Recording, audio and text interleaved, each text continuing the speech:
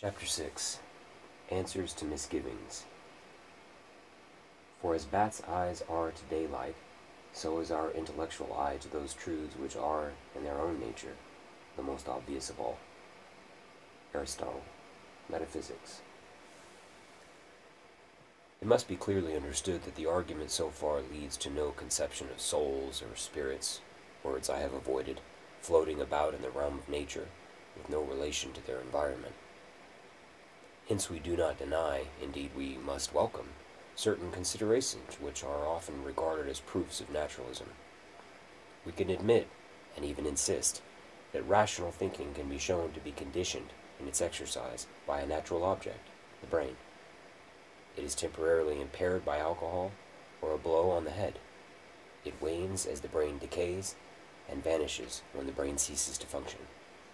In the same way, the moral outlook of a community can be shown to be closely connected with its history, geographical environment, environmental structure, and so forth. The moral ideas of the individual are equally related to his general situation. It is no accident that parents and schoolmasters so often tell us that they can stand any vice rather than lying, the lie being the only defensive weapon of the child. All this, far from presenting us with a difficulty, is exactly what we should expect. The rational and moral element in each human mind is a point of force from the supernatural, working its way into nature, exploiting at each point those conditions which nature offers, repulsed where the conditions are hopeless, and impeded where they are unfavorable. A man's rational thinking is just so much of his share in eternal reason as the state of his brain allows to become operative. It represents, so to speak, the bargain struck or the frontier fixed between reason and nature at that particular point. A nation's moral outlook is just so much of its share in eternal moral wisdom as its history, economics, etc. let through. In the same way, the voice of the announcer is just so much of a human voice as the receiving set lets through. Of course, it varies with the state of the receiving set, and deteriorates as the set wears out, and vanishes altogether if I throw a brick at it. It is conditioned by the apparatus, but not originated by it. If it were, if we knew that there was no human being at the microphone, we should not attend to the news. The various and complex conditions under which reason and morality appear are the twists and turns of the frontier between nature and supernature. That is why, if you wish, you can always ignore supernature and treat the phenomena purely from the natural side. Just as a man studying on a map the boundaries of Cornwall and Devonshire can always say, what you call a bulge in Devonshire is really a dent in Cornwall. And in a sense, you can't refute him. What we call a bulge in Devonshire always is a dent in Cornwall. What we call rational thought in a man always involves a state of the brain. In the long run, a relation of atoms. But Devonshire is nonetheless something more than where Cornwall ends, and reason is something more than cerebral biochemistry. In a few paragraphs, this is the argument so far in the book. In a few paragraphs, Lewis has us thinking about the interplay between the natural side of man and the part that he wants to emphasize as the supernatural. The natural part of man is what he's been conditioned to believe, what he's been conditioned to feel, the evolutionary story of the development of his rational way of thinking, the moral, the social conditioning that have occurred to make him think the way he does and yearn for the things he yearns for. These things are there, these natural elements to his ability to think and reason. Dumb that down a little bit. Okay. There is a portion, despite Lewis's attempt in this book so far to emphasize that there's more to man than the natural. Because that's what we've been talking about so far. That's what these chapters have been discussing thus far. That there is more to man than the natural. That if we and so far Lewis has really emphasized that if we say that there's nothing but man to the natural, we remove from man all of the experience that we have of man, and we also remove from man the ability to even make claims like that. In other words, to draw conclusions. Okay, so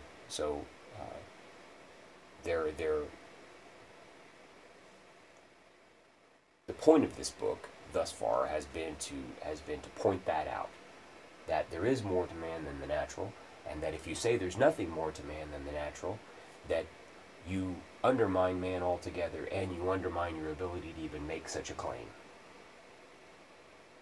Okay?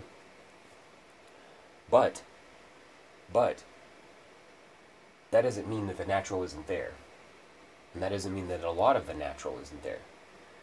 That doesn't mean that for instance, his body, the brain. The brain is the place where rational thinking occurs. The brain is a natural apparatus. It is a material, developed thing. Developed because it's been developed by conditioning in its habits. It's been developed by its size and its mode of operation by evolution. It's been conditioned. It's been developed in the sense that biology and the natural processes, natural selection included, are all playing a role. Okay, so that natural element of man is there and can't be gainsayed, right? There's nothing that can be said against it. And Lewis says, well, there's no sense in denying this.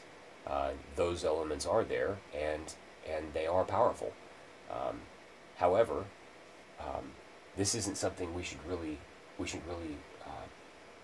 be surprised by. In fact, we should expect it, and we should expect that the natural element is there, because he's already described the supernatural element of man being something that is invading nature.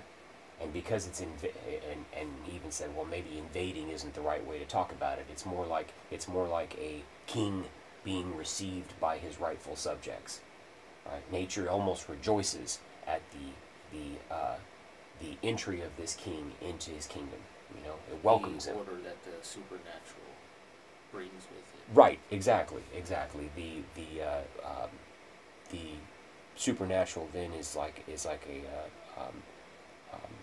or the entry of the supernatural into nature through rational thought is almost right and just.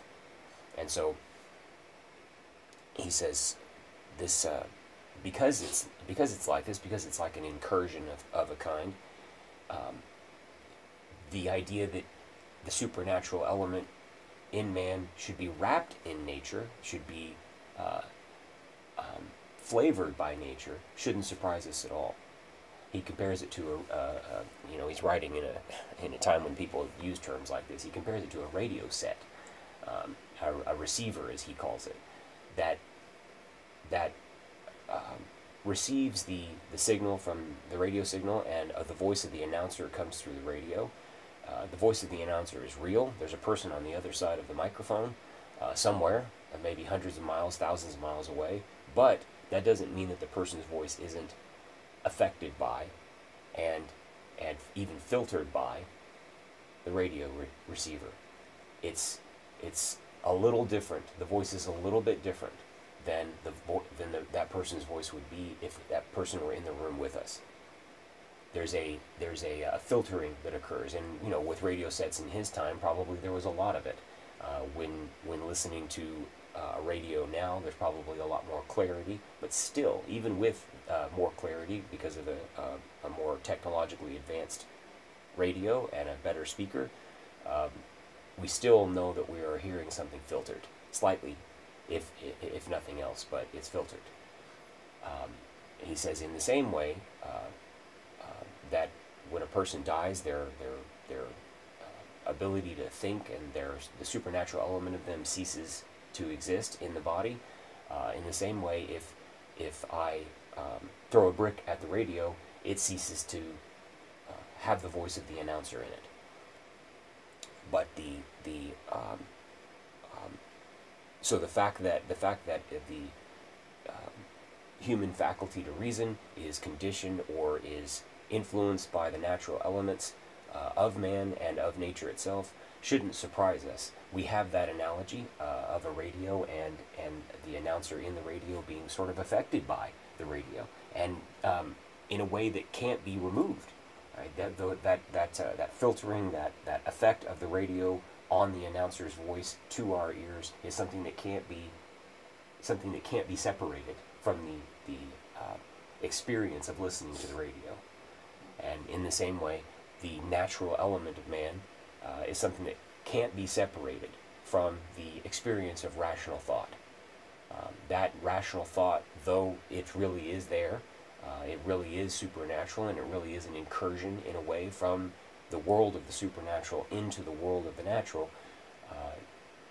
It isn't supernatural and nothing else. It's also natural. He says, this is something we shouldn't really be surprised by. And then he also gives this analogy of a map. When you look at a map and you see a border between two countries or two states or two regions, you see the border will amble or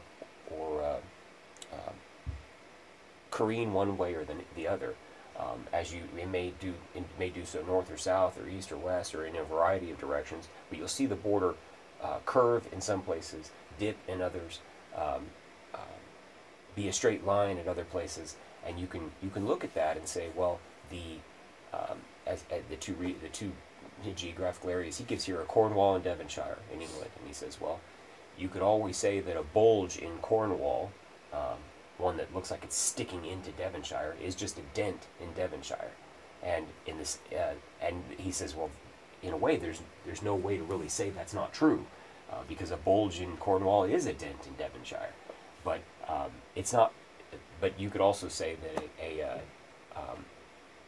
you could also say it the other way around. So he's comparing this to how nature and supernature interact with each other. So you could always say that the way that a man thinks, the rational way that a man thinks, the naturalist might come back and say, well, that's just conditioning of tens of millions of years operating on man, and in a way he is right. That absolutely is true. That is an element present in the way that rational thinking occurs, and the way that rational thinking has come to occur. But it isn't merely that. In the same way that it isn't merely that a bulge in Cornwall isn't merely a dent in Devonshire. So there's at the frontier, as he says, the frontier between nature and supernature, there's a dynamic interaction between nature and supernature, a one where there's a great deal of crossover, overlap, and an influence of both on the apparatus, the human being. Okay? Yeah. So let's continue here. I now turn to another possible misgiving. To some, the great trouble about the great trouble about any argument for the supernatural is simply the fact that argument should be needed at all. If so stupendous a thing exists, ought it not to be obvious as the sun in the sky? Is it not intolerable, and indeed incredible, that knowledge of the most basic of all facts should be accessible only by wire-drawn reasonings for which the vast majority of men have neither leisure nor capacity?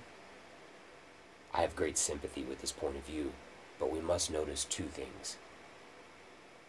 When you are looking at a garden from a room upstairs, it is obvious, once you think about it, that you are looking through a window. But if it is the garden that interests you, you may look at it for a long time without thinking of the window. When you are reading a book, it is obvious, once you attend to it, that you are using your eyes. But unless your eyes begin to hurt, or the book is a textbook on optics, you may read all evening without once thinking of eyes. When we talk, we are obviously using language and grammar, and when we try to talk a foreign language, we may be painfully aware of the fact. But when we are talking English, we don't notice it. When you shout from the top of the stairs, "I'm coming in half a moment," you are not usually conscious that you have made the singular "am" agree with the singular "I." There is indeed a story told about a redskin who, having learned several other languages, was asked to write a grammar of the language used by his own tribe. He replied after some thought that it had no grammar. The grammar he had used all his life had escaped his notice all his life. He knew it, in one sense, so well that, in another sense, he didn't know it existed. All these instances show that the fact which is in one respect the most obvious and primary fact, and through which alone you have access to all other facts, may be precisely the one that is most easily forgotten. Forgotten not because it is so remote or abstruse, but because it is so near and so obvious. And that is exactly how the supernatural has been forgotten. Now, I want to provide a little commentary here, even though Lewis is about to. This is something that bothered me, I guess, for a long time. Why is it that arguments like this are needed at all? You know, this is the reason we're having these conversations, you and I, the reason we're reading this book is because we think that this is a topic of importance, and we think that this book and the argument it espouses are something important. We also think that it's not something easily understood, because if it could be, anyone could read it and have no problem with it, right? But that's not the case, is it? This is not an easy book for a great many people. It's not an easy book to read. It's Lewis's hardest book, in my opinion, to read. It's his most difficult topic, at least the first 100 pages of it or so. Mm-hmm. So, why is it that the fundamental fact of all the universe, if it exists, God, should need an explanation at all? Shouldn't it be the most obvious thing to everyone? Why should it need, as he puts it, wire-drawn arguments? Very, very technical arguments with difficult words and abstruse lines of reasoning to make it clear to people. Why is that the case? So he gives a couple of examples where you're reading a book.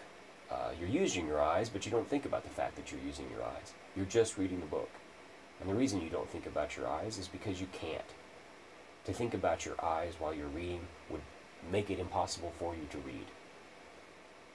When you are looking through a window at a garden, in the other example, you're focused on the garden, or you may be. If you're focused on the garden, you won't recognize that you're looking through a window.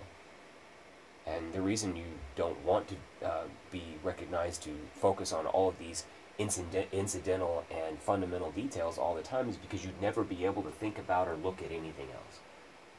It's necessary for you to be able to take for granted that the window is there, or take for granted that your eyes are able to see, and go on to focus on the object of your vision, rather than always focusing on everything that comes between you and the thing you're focused on. So this to Lewis is an analogy. It is a parallel to why the most important and most fundamental aspect of all existence should have been forgotten and should have been difficult for people to understand. And he continues along these lines. I'll start with this paragraph again. All these instances show that the fact which is in one respect the most obvious and primary fact, and through which alone you have access to all the other facts, may be precisely the one that is the most easily forgotten. Forgotten not because it is so remote or abstruse, but because it is so near and so obvious. And that is exactly how the supernatural has been forgotten. The naturalists have been engaged in thinking about nature. They have not attended to the fact that they were thinking. The moment one attends to this, it is obvious that one's own thinking cannot be merely a natural event, and that therefore something other than nature exists. The supernatural is not remote and abstruse. It is a matter of daily and hourly experience, as intimate as breathing. Denial of it depends on a certain absent-mindedness, but this absent-mindedness is in no way surprising. You do not need, indeed you do not wish, to be always thinking about windows when you are looking at gardens, or always thinking about your eyes when you are reading.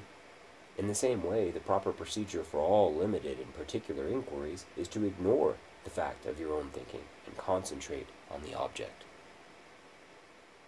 It is only when you it is only when you stand back from particular inquiries and try to form a complete philosophy that you must take it into account. For a complete philosophy must get in all the facts. In it, you turn away from specialized or truncated thought to total thought. And one of the facts total thought must think about is thinking itself. There is thus a tendency in the study of nature to make us forget the most obvious fact of all. And since the 16th century, when science was born, the minds of men have been increasingly turned outward to know nature and to master her. They have been increasingly engaged on those specialized inquiries for which truncated thought is the correct method. It is therefore not in the least astonishing that they should have forgotten the evidence for the supernatural. The deeply ingrained habit of truncated thought, what we call the scientific habit of mind, was indeed certain to lead to naturalism, unless this tendency were continually corrected from some other source. But no other source was at hand, for during the same period men of science were coming to be metaphysically and theologically uneducated. So you see, he's intent on making us feel the difference between thinking and thinking about thinking. So, in our example of the person looking through the window who is looking at a garden, the thing they're focused on is the garden, not the window. Even though the window is the medium through which they see the garden. And without, in a sense, without the window, there would be no garden for them to see. It'd be obscured. Okay? Or a better example is the eyes. Without the eyes, there'd be no seeing at all for the person who's doing the looking. But you don't want to always be engaged in thinking about your eyes, because then you can never focus on the thing you are thinking about or the thing you're viewing. In this way, it's easy to forget. You can go days or maybe longer without ever thinking about your eyes, unless they start to hurt, or unless you're reading about them, or unless, like now, we're talking about them. Now you're probably thinking about your eyes. But this isn't something that will take long to forget once we stop talking about this and move on with the rest of our day. Thinking is that way also. We're constantly engaged in thinking. He says it's as near to us as breathing, this supernatural aspect of us. It's constantly going on. And at our, in our better states, it's constantly going on. It's when we're sort of being irrational that it's really not going on at all. It's when we stub our toe, that we reach down and all we can think about is the pain. We're not really thinking about grounds and consequence like we were talking about earlier in the book. But because of that, because we're not forever engaged in thinking about thinking, it's easy to forget that it's the thinking that we're doing. It's easy to forget, like with our eyes, that it's our eyes that are doing the seeing. It's our eyes that are the medium between our brains and the visual world. It's also our thinking that is the medium between the natural and the supernatural. And it's easy to forget that that's what we're doing. And for a long time, Lewis says since the 16th century, that's exactly what man has been doing. He's been increasingly more focused on thinking itself rather than the acknowledgement and the focus on thinking as a supernatural element of himself. And this was necessary, he says, for science to proceed as it did, because science is like the person standing at the window looking at the garden. It's focused on the garden and needs to be focused on the garden. So it's not exactly it's not exactly a critique of the past 500 years that this has been an increasingly this topic has been the focus of increased thought, and that thinking itself has been forgotten about, or has been, as he said, neglected. It was necessary in a sense, but some counter force needed to be there to re-emphasize or remind the scientific mind that thinking is exactly what is going on, and that is a unique and special aspect of this whole process that, when forgotten about, makes us forget about the fact that the supernatural is there, present in every moment, influencing every thought, the source of every thought, in fact, or the medium by which thought is possible. Maybe that's a better way to say it. We can't have rational thoughts without there being a ground for them, without there being a source for them, and cause and effect isn't that. It can't be, as we've discussed earlier in the book. In order for reasoning to have the prized position that it claims for itself, it has to be something independent of the cascade of events that have of only the cascade of events that have produced nature.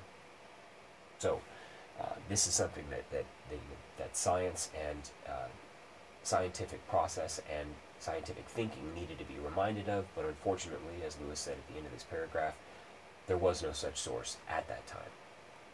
He's going to explain why. And I'll read that last sentence again. He says, "But no other source was at hand, for during the same period, men of science were coming to be metaphysically and theologically uneducated." That brings me to the second consideration. The state of affairs in which ordinary people could discover the supernatural only by abstruse reasoning is recent and, by historical standards, abnormal. So we started out this line of reasoning this issue by saying, well, why is it that the fundamental fact of the universe should be so far from us? Why is it that it should need any explanation at all? It should be obvious, like the sun in the sky. It is obvious. You don't have to spend very much time alive to feel the effects of the sun and to see it. It's so obvious that you can't even look at it for very long. The sun is. Shouldn't God be that way? Shouldn't it be something that's smacking us in the face all the time, and something that requires no argument? Nobody requires an argument for the sun. It's there. Shouldn't God be that same way? He says, well, this brings us to this point where we've forgotten about it because it's so obvious. It's because it's so obvious and so near that it has been forgotten. It's through absent-mindedness, through neglect, that it's been forgotten, and because of that requires an argument at all. People need to be sort of brought back to their senses, if you can think about it that way. He says this state of existence where people need an argument, where people need to be reminded, is abnormal by historical standards, because in the past this wasn't the case. In the past, before rational thinking was so heavily emphasized, rational thinking as not thinking about rational thinking was so heavily emphasized, where it was just the object that we were focused on. In other words, where it was just the scientific process we were engaged in. Prior to that, people were very aware of the supernatural world. Even if it wasn't the one and only God. Well, even if it wasn't the one and only God, or even if it was the one and only God. I mean, 500 years ago, Europe, especially Europe, was very heavily Christian, and so they were thinking about the one and only God. But the supernatural was something very, very much part of the assumptions of the everyday man. And people would. Someone may sort of chuckle at this conversation and say, "Yeah, they were superstitious." They were more superstitious than we are. We've come to understand things a little bit better than they have, and we call that progress. Lewis is providing a counter to that and saying, not so fast. That is a kind, in a way, that's progress, because it's allowed us to focus on purely scientific reasoning, and so improve the natural world around us to degrees that are hard to even articulate. But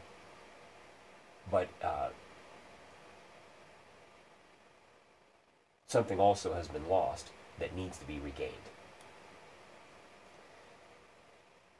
All over the world, Lewis continues, until quite modern times, the direct insight of the mystics and the reasonings of the philosophers percolated to the masses of the people by authority and tradition. They could be received by those who were no great reasoners themselves in the concrete form of myth and ritual and the whole pattern of life. In the conditions produced by a century or so of naturalism, plain men are being forced to bear burdens which plain men were never expected to bear before. We must get the truth for ourselves, or go without it. There may be two explanations for this, and before we continue there, I want to touch on what he's saying. Prior to the modern era, the everyday man had access to what we might call great teachers, or mystics, or wise men that in touch with the supernatural, or focused on the supernatural, maybe that's a better way to say it rather than in touch with it, focused on the supernatural, their teachings, their musings, their instructions percolated to the rest of the masses, and permeated every aspect of his daily life, the everyday man, and so the reality of the supernatural wasn't something that was lost on him. This is something that he saw woven into the fabric of daily experience, the supernatural aspect. He says now, man, the everyday man, is being asked to bear burdens that in the past he was never asked to bear. There was someone, there was a group of someones that were doing this kind of engagement with the supernatural, that were focused on that sort of engagement with the supernatural, and were giving that to the everyday man on a daily basis, whether that be priests or mystics or wise men. These people were engaged with the supernatural as part of their, or as the mainstay of their reason for being. That's why they were there. And so that engagement and the community's reliance on that engagement brought to the everyday man a sense of the supernatural and an awareness of the supernatural that didn't have to be created for himself. It was something that was being prepackaged in a way by these mystics, by these wise men, by these priests who were particularly geared for it, particularly conditioned for it. So it was with him all the time. It was as close as breathing, a term that Lewis used earlier. But now he says, the everyday man has to get this truth for himself, or he will go without it altogether. There is no such group of mystics, or there is no such group of priests that are doing this for him and handing it to him, distributing it to the masses, if you will. He has to do it himself. If he doesn't get it, he's just going to go without it. Continuing on here, he says, all over the world, until quite modern times, the direct insight of the mystics and the reasonings of the philosophers percolated to the mass of the people by authority and tradition. They could be received by those who were no great reasoners themselves in the concrete form of myth and ritual and the whole pattern of life. So even mythical stories were communicating this supernatural element to man. Even holidays, rituals that he would engage in holidays, were communicating this supernatural element to man. And now that's lost to a great degree. It didn't require a great deal of reasoning, like we're trying to accomplish in this book, with academic words and esoteric lines of logic. It was something that was, it was almost like the clothing that he wore. It was that close to him, ancient man. And so, or not even that ancient, just 400 or 500 years ago. This was something that was very close to everything that he did. Communicated even with the traditions and mythical stories of his time.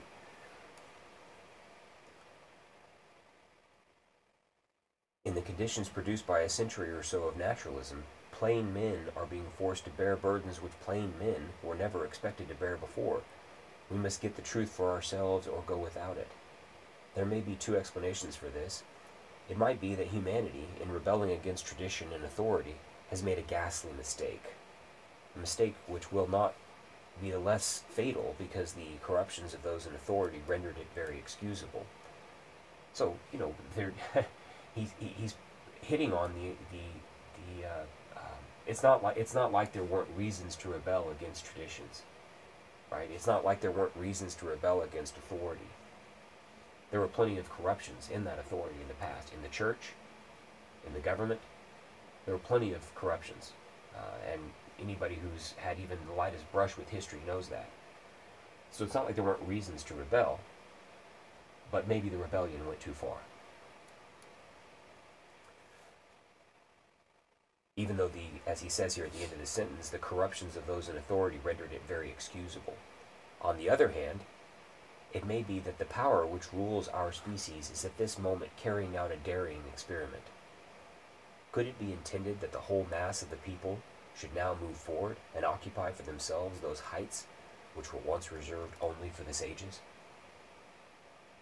Is the distinction between wise and simple to disappear because all are now expected to become wise?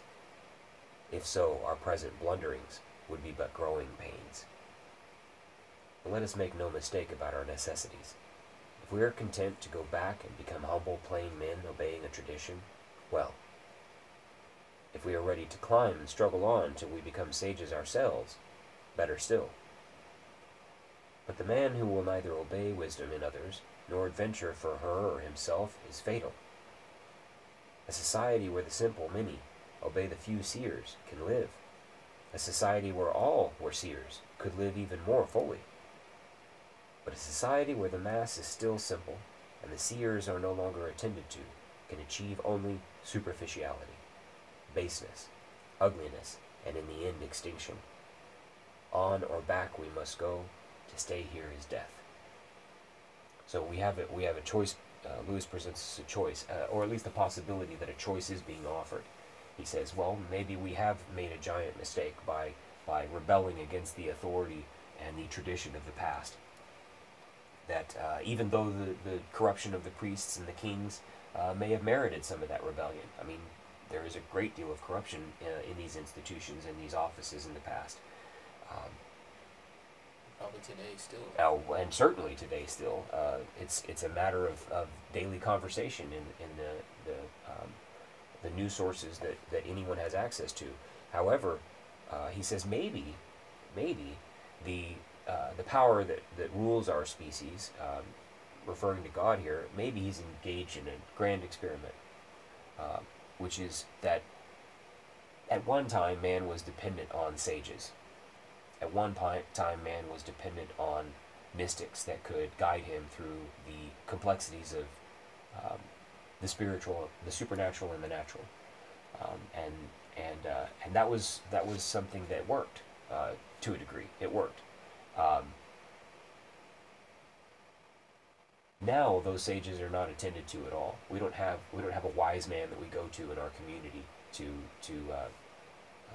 get advice from, to receive guidance from, to bless the marriage, so to speak, or bless the child's birth, or bless a new venture. We don't have anything like that at all. And we've also divorced ourselves from many of the traditions and mythical stories that the past depended on. Even Christmas, a tradition unlike any other, is commercialized to such a degree that what is it even really about? Most people can't even say. And people, there's a large group of people who say, well, there's the reason for the season. It's Jesus, and it's his birth in Bethlehem, and this is what we're celebrating. But even those people are at the same time they're saying this buying thousands of dollars worth of presents that they can't afford to create a moment on Christmas morning that is as fleeting, that's so fleeting it hardly seems worth it. So, a lot of the traditions themselves have been shed, and what's left but hollowness and superficiality. Even especially Christmas has this feel to it. It has this feel for, and I'm someone who's saying this as someone who really enjoys Christmas. I like Christmas, but when we think about it for very long, there is a great deal of superficiality in Christmas. The process, the movies, the songs, the commercial aspect of it, which is, I mean, it's 9/10 of it, if not more, the commercial aspect of it. So what does the process, the holiday of Christmas communicate to anyone? Not much, right? There's a great deal of hollowness there, and it's the same with any of the holidays that we engage in. Even something for Americans like July 4th, Independence Day. What does this holiday really mean to you? It's an opportunity to get drunk for most people. It's an opportunity to engage in some I don't know, juvenile destruction with fireworks, which I'm not saying isn't fun. I'm just saying that there's no moral in it, right? There's nothing communicated there in the traditions of this holiday. So a lot of our holidays, a lot of our traditions and our rituals have been stripped of all of their meaning and replaced with something, or not replaced, but just left with something superficial. So there's we engage in the rituals, but we don't really know the meaning of them, and we don't care either. You're saying, at least Lewis is saying that we didn't think out not that anyone's getting together and, in a room and talking about the revolt, but we didn't think out the revolt well enough. You're saying that instead of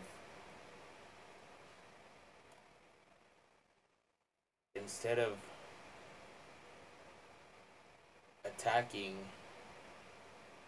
and just undoing these traditions and these ways of thinking, that we should have restructured it, fixed the things that were wrong with it, and then held it close to our hearts and moved forward. Maybe Lewis is saying maybe we've made a great mistake. That's the first part of this paragraph, or the first part of this line of thought. He says, well, on one hand, maybe we've made a giant mistake, and that shedding the traditions of the past and divorcing ourselves from the rituals that sort of held us together as individuals and as communities, maybe that was a giant mistake. But maybe what's being engaged in is a giant experiment here, where sages and traditions can no longer be depended on. Each person, each individual is expected to be his or her own sage. They're expected to climb those heights that we depended on others to climb for us in the past, through tradition and through wise men. Maybe everybody's expected to do that now, and maybe they can, because in the past, you needed it, to have this sort of person, to have this sort of influence in your community. This person had to be kind of taken care of. There was a priest class that was given tithes to take care of them. I mean, that's one of the biggest sources of tithes, and the biggest reason for tithes is to take care of the priests. They can't, in the past, there wasn't the material abundance we experience today wasn't so in the past. This is a very recent phenomenon. So how could a man or a woman, a wise man or wise woman, sit around and just engage with God? He or she needed some sort of material provender, somebody to come and provide for them so that they could sit around and engage in such thinking. The community did that. The community took care of the priest. The community tithed, and now that can be corrupted, obviously, and many priests did do that. But the community did this. It engaged with the priest in this way. Well, now we have such material abundance that all of us can engage in this type of interaction. All of us do have more leisure time than we've ever had. And of course, I'm not. Somebody's going to be listening to this who works 16 hours a day and has 4 kids and is going to say, what leisure time? But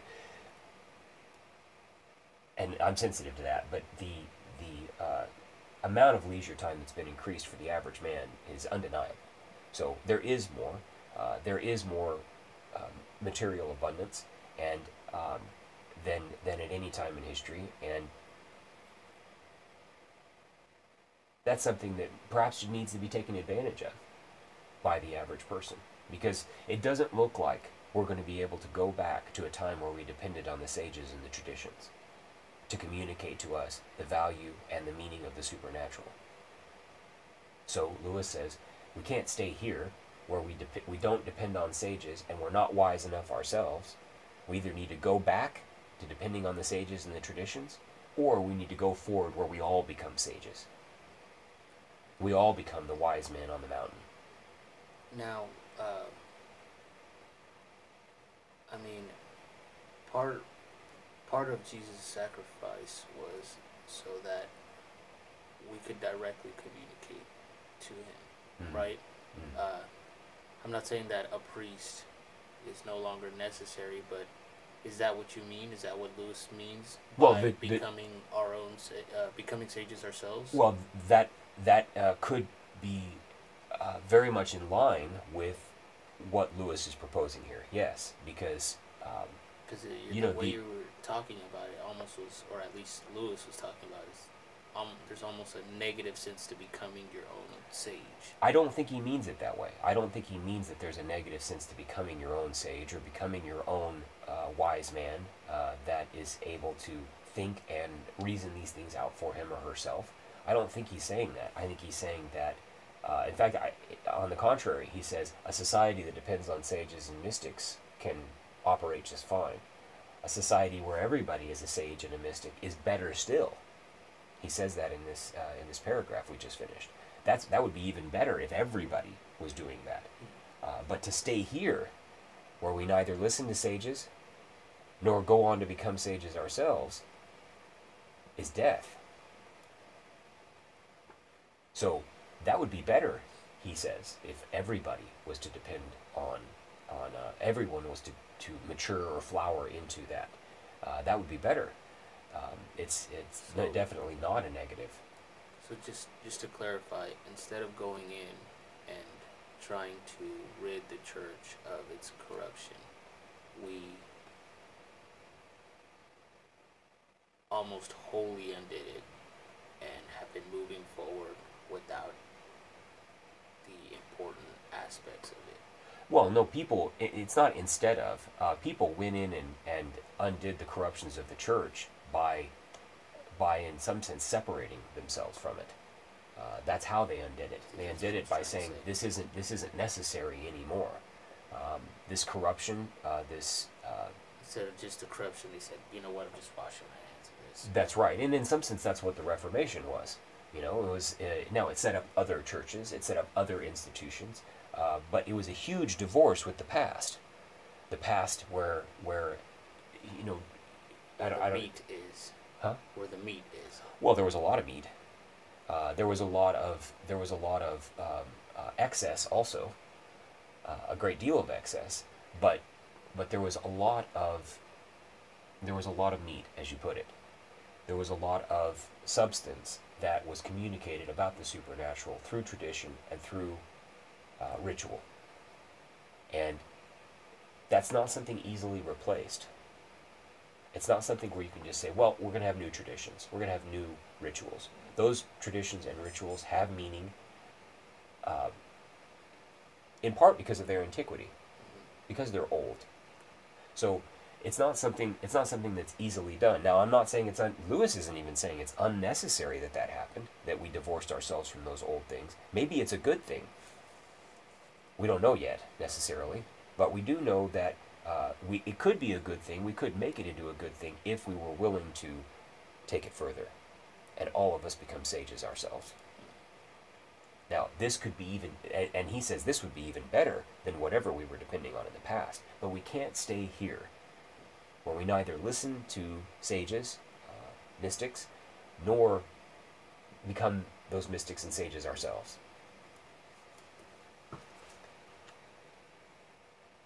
So the last sentence of that paragraph is, on or back we must go, to stay here is death. One other point that may have raised doubt or difficulty should here be dealt with. I have advanced reasons for believing that a supernatural element is present in every rational man. The presence of human rationality in the world is therefore a miracle by the definition given in Chapter 2. On realizing this, the reader may excusably say, "Oh, if that's all you mean," or "if that's all he means by a miracle," and fling the book away. But I ask him to have patience. Human reason and morality have been mentioned not as instances of miracle, at least not the kind of miracle you wanted to hear about, but as proofs of the supernatural, not in order to show that nature ever is invaded, but that there is a possible invader. Whether you choose to call the regular and familiar invasion by human reason a miracle or not is largely a matter of words. Its regularity, the fact that it regularly enters by the same door, human sexual intercourse, may incline you not to do so. It looks as if it were, so to speak, the very nature of nature to suffer this invasion. But then we might later find that it was the very nature of nature to suffer miracles in general. Fortunately, the course of our argument will allow us to leave this question of terminology on one side. We are going to be concerned with other invasions of nature, with what everyone would call miracles. Our question could, if you liked, be put in the form, does supernature ever produce particular results in space and time except through the instrumentality of human brains acting on human nerves and muscles?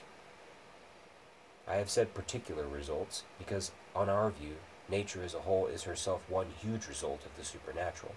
God created her. God pierces her wherever there is a human mind. God presumably maintains her in existence. The question is whether he ever does anything else to her. Does he, besides all this, ever introduce into her events of which it would not be true to say, this is simply the working out of the general character which he gave to nature as a whole in creating her? Such events are what are popularly called miracles, and it will be in this sense only that the word miracle will be used for the rest of the book. So this last portion of this chapter, he says, if the reader thinks that that's all I meant by miracle, the ability for humans to reason, he may just fling the book away and say, oh, well, if that's all he meant, I'm done with this whole experiment that you have in this book. After all, how regular is that? The regularity of it, of that miracle, it's happening every day, tens of thousands of times a day, through every birth, through human sexual intercourse. This invasion of nature by supernature is occurring all the time. And he says, but I wasn't meaning that was an instance of miracle. I was merely using that as a way to say that there is something that could invade nature. And the reason I'm using that is because we see it. It's something we have daily experience with, our ability to reason. So what we really are wanting to ask about in this book is not so much, once we've established that there is something that could invade from the supernatural, there is something that could come into nature from the supernatural. Once that's been established, does it ever happen? Is nature the kind of thing that could receive that sort of incursion? Is nature the kind of place where that thing could happen? And you're talking about the line where he says, does supernature ever produce particular results in space and time except through the instrumentality of human brains acting on human nerves and muscles? Right. So that human brain acting on on nerves and muscles, that's our ability to reason, right? He says, except for that, does this supernatural element ever engage with nature to produce particular results? Now he says, I'm clarifying that I'm using the word particular results because nature itself, to the theist, to the supernaturalist, is a product of God. So in that sense, God has acted on nature by creating it. But does he ever, in any other circumstance, engage with it to produce particular results inside of it? You could say, hey, this was not just nature working itself out in this instance. Does the blind ever get healed in a way that nature never would have healed the blind? Does the crippled ever walk in a way where nature didn't heal itself. You know, like you cut yourself accidentally while making dinner, and that wound will heal itself. It didn't require some sort of miraculous intervention. Are there ever events where you couldn't say, well, that was just nature working itself out? In other words, is this a product produced by something external to nature? That's what the rest of the book is going to be about. And so, to a great degree, the portion of the book, the first, I guess, 70 or so pages of this book, are dealing with establishing that God exists, and establishing that because he exists, there is something outside of nature which could come into nature and produce particular results. To me, this is the most interesting aspect of this book. Not that the other parts of it aren't intelligent and insightful, interesting, but this first portion of the book deals with a simple, and I think we do see now that it is a simple argument for the existence of God. Because, as Lewis points out at the end of this chapter, or in this chapter, the evidence for the existence of God is something that is so close that it's like breathing. It's that intimate. The only reason it requires so much explanation, the only reason it requires a book length explanation, is because for so long we've been habituated to not think about things like this.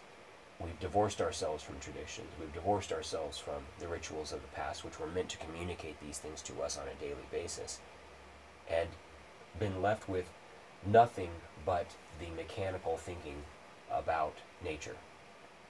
And that's done wonders for us as far as the material comforts it's provided us, but it's left us with, just like Christmas in a way is a great analogy here, because Christmas provides lots of material comfort, but no meaning. In the same way, science provides lots of material comfort, but no meaning, if it's just purely science and nothing else. So, the next chapter, Lewis calls it... it almost sounds like you're saying that we're yearning for more, that we're missing something. What are some examples of people wanting that thing they're missing,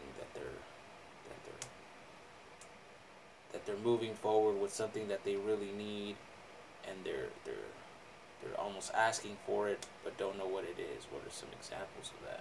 Well, I think we can stick with Christmas as our example, and you can see the suicide rates skyrocket during Christmas. This is a sort of a well-known thing. Goodness. Yeah. So why is that? It's because despite its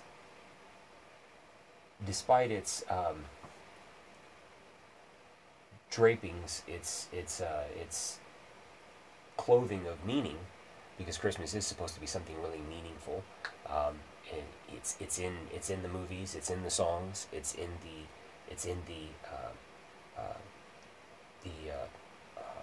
decorations that hang up. It's even in the schools, but it's mostly the what's the word for it? The superficial side of it, right? But even that is supposed to give a feeling. Even that is it's assumed that there's going to be some sort of emotional and meaningful engagement. That the act of opening the gifts itself, will be this thing that will inspire meaning in each person who engages in it, right? That this will be the best Christmas ever. But because it is so hollow, it's because the ritual and the tradition is so hollow for most people now, because the guts have really been torn out of it over the past couple of centuries, there's a sense, I think, that most people who, that many people have when they experience Christmas or try to experience Christmas, that this was all fake. and there really isn't anything here. And I'm supposed to have this meaning, but I don't. And that's a tremendous disappointment. Um, and and so that is an indication of you were asking for an example of this. That's an indication, I think, of that. There is a great yearning for meaning and for purpose, and what we're met with is something hollow, something superficial. It's it's the most important event, economically speaking, of the year.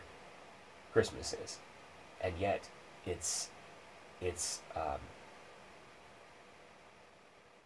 it's raised up as something that's supposed to be meaningful and um, and inspirational, and it's anything but.